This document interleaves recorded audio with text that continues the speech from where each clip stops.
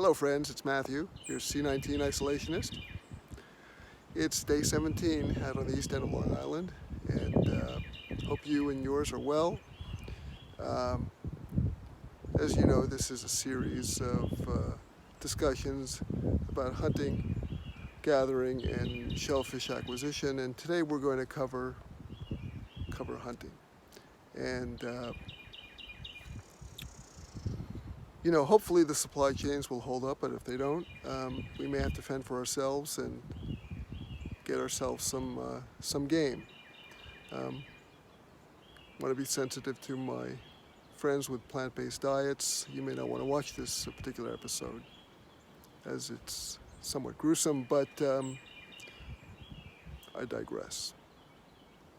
Okay, number one, important always to have the right equipment. And let me just take a moment to remind you all to carry some hand sanitizer, and I have a whistle. We don't have any serious weapons here at our place, so the next best thing is to present yourself as someone of authority, and nothing quite does that like the whistle. Okay, so the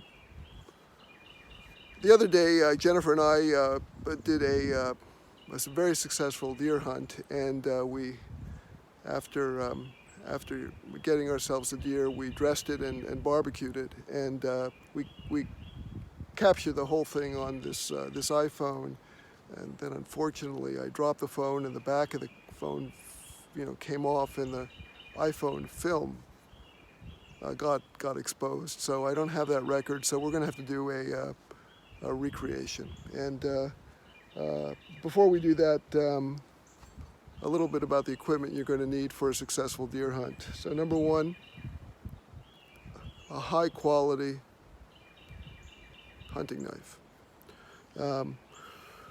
We're going to get this deer by knife throwing technique, and so one of the things we want to do is practice our knife throwing, and so I'm just going to give you a bit of a demonstration right here. You're going to watch me do this. Wow, that was a lucky throw. So let's just assume that we threw the knife successfully, and we took our deer. Because we don't have the deer, footage from yesterday, I'm going to use this piece of seagrass. Down here, you may recognize that seagrass.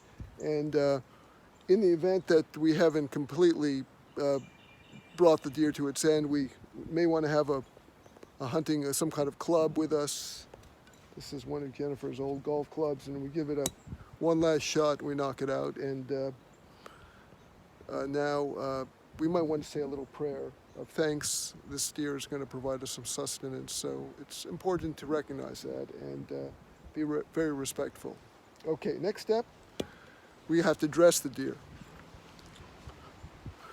Just so happens that I was doing a little bit of gardening the other day, and sawed off this dead branch, but unfortunately I had it secured before with this wire, and I can't find my wire cutters quite yet, so we're going to use this to represent the deer. This is going to be the head of the deer, pointed downwards, and that's going to be the tail or the rear of the deer. Have to do one incision and let all the fluids come out and drain it. That takes about 5 or 10 minutes. So once you're done with that, we're ready to begin the cooking process. Now, I would have the barbecue all ready, and we had it going yesterday, but we don't have it ready now, but we're going to just pretend that it is ready. We put the deer on the grill, and then I would suggest 10 minutes on both sides. So 10 minutes, turn it, 10 minutes, a little salt and pepper. You may want to move the deer across, kind of the grill, so you get all parts of it to cook, and then you're basically done. So it's actually quite easy, but if you need some extra tips, please be in touch, and hope you found this to be useful. Until next time.